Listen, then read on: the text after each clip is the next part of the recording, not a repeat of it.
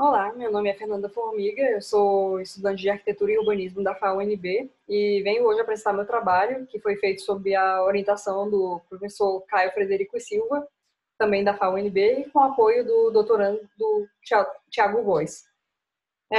O meu trabalho trata do uso do Grasshopper na simulação termoenergética de edifícios e eu faço esse trabalho por meio de uma revisão sistemática de literatura. Antes de falar do trabalho em si, vamos começar com uma breve contextualização. Ao longo do tempo, as ferramentas de modelagem e representação na arquitetura e construção civil evoluíram muito, como se vê nessa linha do tempo, passando pelo CAD, BIM, até chegarmos na modelagem algorítmica, na qual o Grasshopper, objeto desse estudo, se destaca como uma das ferramentas mais populares. Paralelamente, nós tivemos uma crescente preocupação ambiental no globo, principalmente depois da década de 70, com a crise do petróleo e a conscientização sobre o esgotamento de recursos naturais. Nisso, a construção civil passou a fazer uso também de ferramentas de simulação, em busca de edifícios mais eficientes ou de atender a normas e certificações. E para conceituar melhor, o Grasshopper é uma ferramenta de programação visual integrada ao software de modelagem Rhinoceros. A sua popularidade pode ser explicada por diversos motivos, entre eles as atualizações frequentes, uma comunidade de usuários ativa e colaborativa, o seu potencial de interoperabilidade com outros programas e ainda a existência de outros plugins que podem expandir as suas possibilidades. Então, o objetivo dessa pesquisa foi apresentar um panorama do uso do Grasshopper nas simulações termoenergéticas, mais especificamente, identificar quais são os plugins mais utilizados e as principais falhas e lacunas para o seu uso. Como eu falei, o estudo foi feito por meio de uma revisão sistemática de literatura, passando por essas três etapas. Na primeira, o planejamento determinou-se a questão da revisão, como o Grasshopper é aplicado nas simulações termoenergéticas de edifícios. E aí determinaram-se também os objetivos, o protocolo de pesquisa, os termos de busca, que vocês podem ver aí na tela, e o banco de dados para pesquisar os artigos, que no caso foi o Science Direct. E feito o planejamento, partiu-se para a etapa da execução, com a realização da busca de artigos. Usando critérios de inclusão e exclusão, que eu vou apresentar posteriormente, fez-se uma filtragem dos artigos, de modo a viabilizar o estudo por questões de tempo e extrair também as informações essenciais para responder às questões propostas. Aí, para auxiliar, eu utilizei o Excel e o Mendeley para armazenar e catalogar os artigos conforme a pertinência ao tema, e ainda o Voice Viewer, que é uma ferramenta de análise bibliométrica para identificar relações entre eles. Com isso, pôde-se partir para a etapa de análise dos resultados, identificando os dados importantes e as respostas para os objetivos específicos que eu já descrevi aqui. Aí aqui eu ilustro como se deu a etapa de busca no Science Direct. Aqui nós vemos a abrangência de tempo escolhida, que foi de 2014 a 2018, e nisso é visível o como, ao longo dos últimos anos, o interesse por esse tema aumentou, né? Tendo maior número de artigos nesses últimos anos. Bem, aí aqui aqui eu ilustro para vocês como foi o processo de catalogar os artigos e anotar as informações mais importantes das leituras. Esses códigos da coluna que está em verde, eles foram adotados para separar os temas que melhor se adequavam, porque alguns artigos até se aproximavam do tema da pesquisa, mas tinham um foco maior no desempenho lumínico, ou então na escala urbana, em detrimento do edifício, por exemplo. E com base no que eu já expliquei até aqui, esse slide resume os parâmetros de pesquisa utilizados, a abrangência do tempo, o foco de estudo, o idioma, os termos de busca e o banco de dados utilizado. Já aqui, eu esclareço melhor os critérios de inclusão e exclusão que foram utilizados para filtrar os artigos. Eles deveriam necessariamente abordar a utilização conjunta do Grasshopper com uma ferramenta de simulação termoenergética em edifícios e responder aos objetivos específicos do estudo. A partir daqui, eu apresento os resultados do meu trabalho. Lançando no Voice Viewer os artigos filtrados, nós temos a formação de 8 clusters principais, isto é, grupos de artigos por relações temáticas.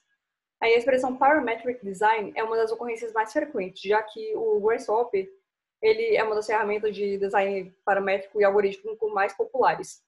Aí se destaca também simulation, que foi inclusive um dos termos de busca da pesquisa, como eu mostrei no slide anterior. Já os termos daylight e visual comfort, eles conectam-se ao assunto, uma vez que a irradiação solar e a energia luminosa influenciam no desempenho termoenergético do edifício também. Isso também justifica aparecer aí o termo BIPV, que se refere à energia fotovoltaica em edifícios, e também Solar Potential. E, por fim, Optimization e Multi-Objective Optimization se destacam pelas pesquisas que alinham o Grasshopper a ferramentas de otimização. Entre os artigos selecionados, foi possível verificar alguns países com mais ativos alguns dos países mais ativos nessa área de pesquisa, com destaque para os Estados Unidos, Itália, China, Suíça e Egito. E também foi possível ver alguns autores, entre os artigos filtrados, que tinham mais publicações, como o Reinhardt e o Lobacaro, por exemplo. E uma coisa que chamou a atenção no estudo foi o envolvimento e interesse não apenas de instituições de ensino e universidades, mas também de escritórios e empresas privadas. Alguns deles trabalham com essas ferramentas e fazem uso de simulação computacional em seus projetos e também fomentam pesquisas na área. Aí, partindo para os objetivos específicos, avaliei quais ferramentas eram mais relevantes no contexto da simulação termoenergética. Os destaques foram o Ladybug e o Honeybee, que se inserem em um pacote de ferramentas integrado, e fora eles, o Diva e o Oxim mostraram-se também relevantes. Outros plugins foram ainda mencionados, mas em número muito menor em relação a estes. Fora isso, às vezes são utilizadas ferramentas externas, como o Design Builder, só que isso, ferramentas de simulação, que eu diga. Mas isso implica inconveniências na transferência de dados entre uma plataforma e outra, às vezes. E chamou a atenção também o uso integrado do Grasshopper com o BIM e as ferramentas de simulação, com um programa suprindo as lacunas do outro. Os autores mostram que o Grasshopper é ótimo para concepção formal, elaborar geometrias, mas o BIM é mais conveniente em fases de maior detalhamento. Outro ponto de destaque está na associação com softwares de otimização, como já se verificou nos clusters do Voice Viewer. O Galápagos e o Octopus são particularmente muito citados dentro deste grupo. Fora isso, tem ainda a possibilidade, por exemplo, de uso de programação para adaptar a modelagem e simulação conforme as necessidades do usuário pesquisador. Aí, partindo para o segundo objetivo específico, eu busquei as maiores lacunas de dificuldades do uso do Grasshopper para estes fins. E aí destacaram-se a seleção inadequada de parâmetros e a falta de conhecimento sobre eles, o que reflete também na interpretação errada dos resultados, a falta de precisão nos dados de entrada, o que muitos pesquisadores contornam fazendo generalizações ou simplificações nas simulações, o tempo gasto, principalmente com simulações que envolvem muitas variáveis, dificuldades e inconveniências na integração entre plataformas de modelagem e simulação, problemas de interoperabilidade, complexidade do uso do próprio Grasshopper ou seus plugins, e, por fim, limitações próprias das ferramentas, que às vezes não dispõem dos recursos de que os usuários, pesquisadores, precisam para atingir os propósitos desejados.